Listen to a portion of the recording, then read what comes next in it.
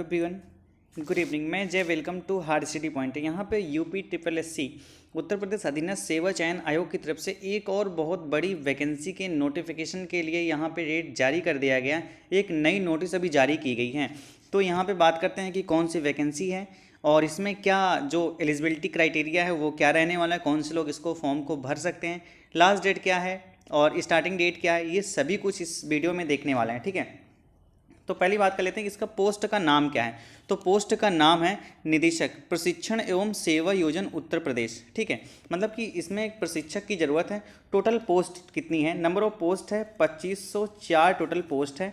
जो इसका application start होने जा रहा है 18 जनवरी से इस रजिस्ट्रेशन इसका स्टार्ट हो रहा है और जो एंड डेट है, लास्ट डेट है, वो है 8 फरवरी 2022। ठीक है, 8 फरवरी 2022 इसकी लास्ट डेट है। और इसमें जो आप एडिटिंग कर पाएंगे, आपका अगर कुछ करेक्शन करना है तो वो 15 फरवरी 2022 तक इसमें आप करेक्शन कर पाएंगे। और इसमें जो फ़ीस रखी गई है, स्टार्टिंग फ़ीस, मतलब अभी आप फॉर्म भरेंगे फिर इनको शॉर्ट लिस्ट किया जाएगा तो उसके पहले जो फ़ीस है सभी के लिए सिर्फ 25 रुपये मात्र है। ठीक है, और इसके बाद इसको शॉर्ट लिस्ट करने के बाद आपको 100 रुपये एग्ज़ाम फ़ीस देना होगा। और न्यूनतम जो अहर्ता क्राइटेरिया रखा गया है, हाई स्कूल पास या फिर इसके समकक्ष कोई भी डिग्री होनी चाहिए, हाई स्कूल के समकक्ष। तो देखते हैं पूरी नोटिस क्या है।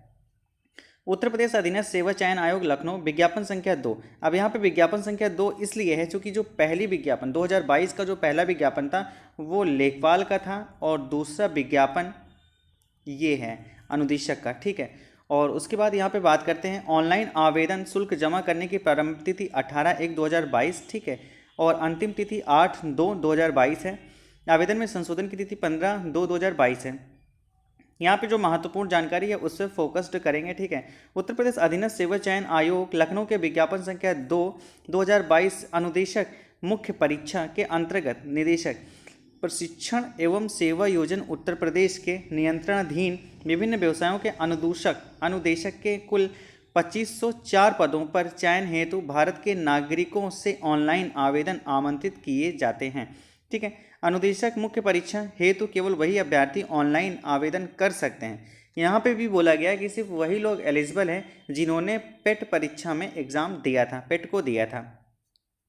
ठीक है, परंतु यह भी जब तक आयोग स्तर से जांच के अधीन है वह औपबंधित श्रेणियों के अभ्यर्थियों के प्रकरणों में अंतिम निर्णय नहीं लिया जाता, तब तक इन श्रेणियों के अभ्यर्थियों को भी आयोग द्वारा आयोजित की जाने वाली विभिन्न मुख्य परीक्षाओं में आवेदन की औपबंधिक रूप से अनुमति इस प्रतिबंध के साथ प्रदान की जाती है कि ऐसे अभ्यर्थियों की मुख्य परीक्षा हेतु शॉर्टलिस्टिंग व चयन संबंधी अग्रसर कार्यवाही आयोग द्वारा की जा रही जांच के परिणाम और निर्णय के अधीन होगी।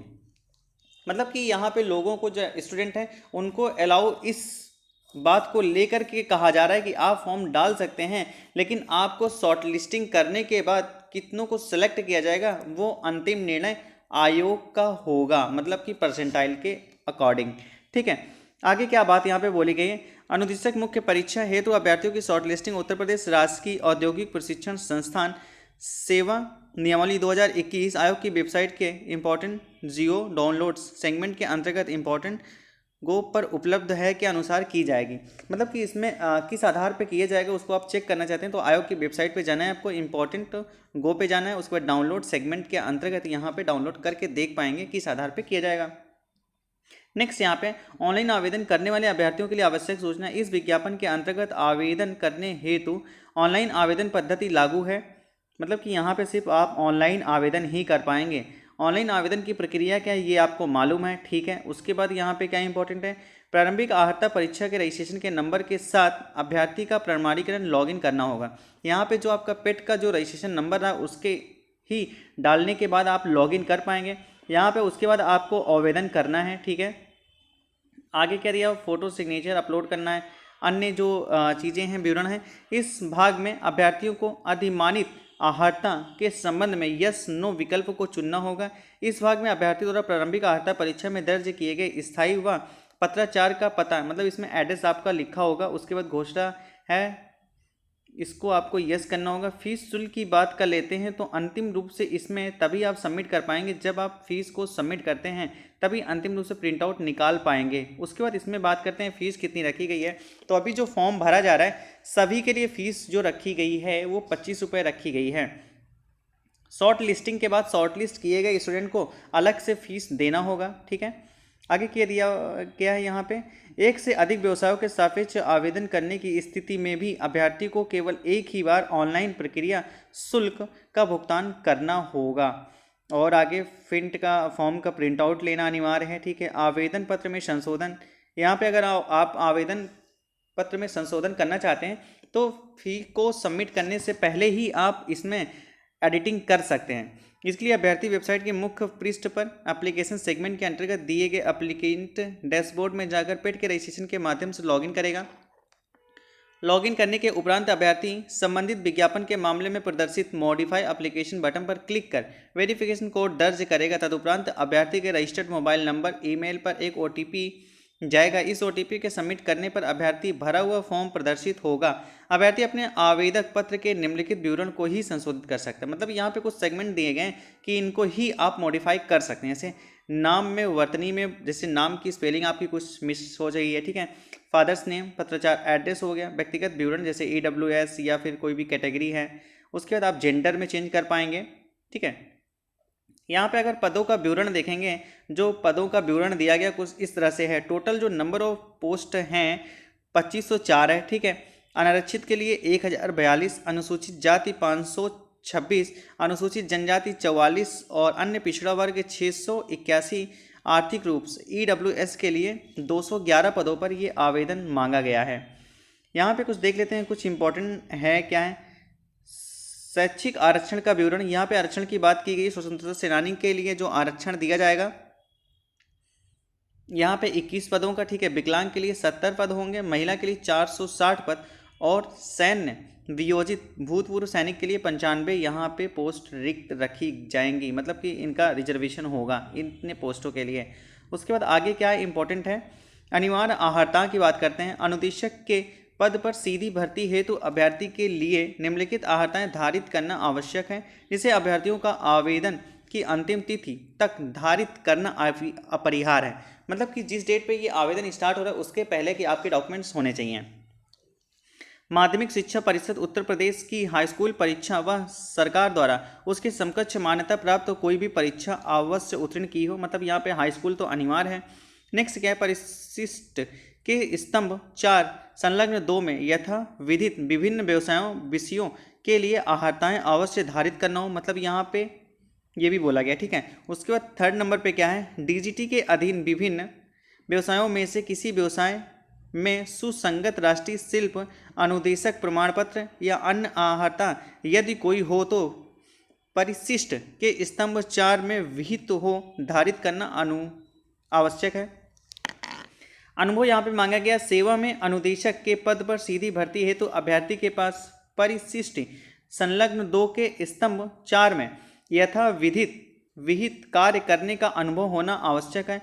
कोई औद्योगिक अनुभव होने की स्थिति में उद्योगों के लिए सरकारी नियमों के अनुसार रजिस्ट्रीकृत होना और विधि मान्य TAN संख्या होना आवश्यक है। संस्थाओं में से अनुभव होने की स्थिति में अभ्यर्थी के पास अंतिम परिणाम घोषित हो जाने और तकनीकी अर्हता की अंतिम परीक्षा उत्तीर्ण कर लेने के पश्चात किसी ख्याति प्राप्त संस्था महाविद्यालय से सुसंगत क्षेत्र में अध्यापक प्रशिक्षक के रूप में कार्य करने का अनुभव आवश्यक है।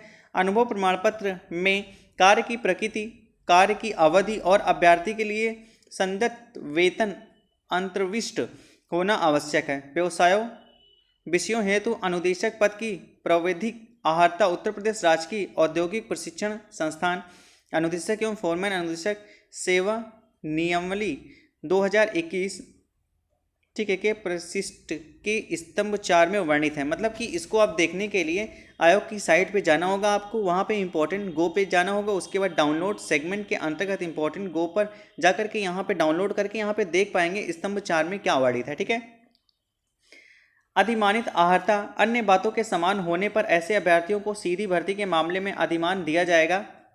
ठीक है, प्रादेशिक सेना में न्यूनतम 2 वर्षों की अवधि तक सेवा की हो या राष्ट्रीय कैडेट कोर का 20 सर्टिफिकेट प्राप्त हो। आयु सीमा की बात कर लेते हैं तो इसमें 21 साल से 40 वर्ष तक यहाँ पे आयु सीमा निश्चित की गई है। आरक्षण की बात करते हैं, उत्तर प्रदेश की अनुसूचित जाति, उत्तर प्रदेश की अनुसूचित जनजाति, उत्तर प्रदेश के अन्य पिछड़े वर्गों, आर्थिक रूप से कमजोर वर्ग को उत्तर प्रदेश सरकार के अध्यावधित विद्यमान शासनादेशों विभाग से प्राप्त अधियाचन के अनुसार आरक्षण अनुमान्य होगा। यहाँ पे चयन का आधार जो लिखा गया, लिखित परीक्षा के आधार पे चयन होगा आपका। और आगे क्या इंपॉर्टेंट जानकारी है, परीक्षा से योजना और पाठ्यक्रम। यहाँ पे जो सिलेबस की बात करी गई है, बोला गया है लिखित परीक्षा हेतु परीक्षा योजना और पाठ्यक्रम परीक्षा तिथि के संबंध में यथा समय सूचित किया जाएगा। यहाँ पे न तो अभी सिलेबस जारी किया गया है और न तो ये बताया गया कि इसका एग्जाम कब होगा, वो आयोग की वेबसाइट पर यथा शीघ्र ही अपलोड कर दिया जाएगा।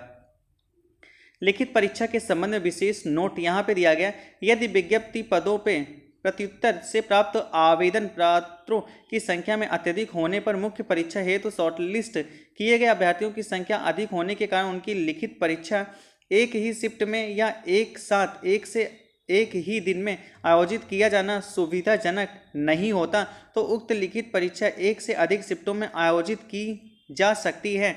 यदि परीक्षा एक से अधिक शिफ्टों में आयोजित की जाती है तो अभ्यर्थियों को स्कोर के नॉर्मलाइजेशन की प्रक्रिया लागू होगी। इस संबंध में आयोग के निर्णय अंतिम होंगे। अभ्यर्थियों के लिए महत्वपूर्ण अनुदेश यहाँ पे दिया गया है, क्या है, ठीक है। यहाँ पे दिया गया है कि वह उत्तर प्रदेश के अनारक्षित श्रेणी के सभी अभ्यर्थी आवेदक में अपनी श्रेणी अवश्य अंकित करें, ठीक है। एक से अधिक अनिश्चित, यहाँ पे तो कुछ महत्वपूर्ण जानकारी है, जैसे आप फॉर्म भरेंगे तो उसके लिए है, ठीक है। तो इसका लिंक आपको डिस्क्रिप्शन बॉक्स में मिल जाएगा, जहाँ से आप इस नोटिस को डाउनलोड करके देख पाएंगे पूरी तरह से। तो ये थी उत्तर प्रदेश अधीनस्थ सेवा चयन आयोग की प्रशिक्षण एवं सेवा योजना उत्तर प्रदेश की वैकेंसी। टोटल पोस्ट कितनी है, 2504 है। इस संबंध में और कोई जानकारी आपको लेने के लिए कमेंट सेक्शन में जरूर बताएं कि आपको क्या नहीं समझ में आया, क्या बताना है, उस पर आप वीडियो लाया दिया जाएगा, ठीक है। और आपको बता दें कि इस चैनल पे करंट अफेयर का टॉपिक वाइज वीडियो कवर कराए जा रहे हैं। 1 जनवरी 2021 का से 31 दिसंबर 2021 तक के सारे टॉपिक यहाँ पे कवर कराए जाएंगे। तो इस तरह के करंट अफेयर के टॉपिक वाइज वीडियो देखने के लिए चैनल को सब्सक्राइब करें, वीडियो को लाइक और शेयर करना ना भूलें। आपका कोई सुझाव हो तो कमेंट सेक्शन में जरूर बताएं। Thanks for watching.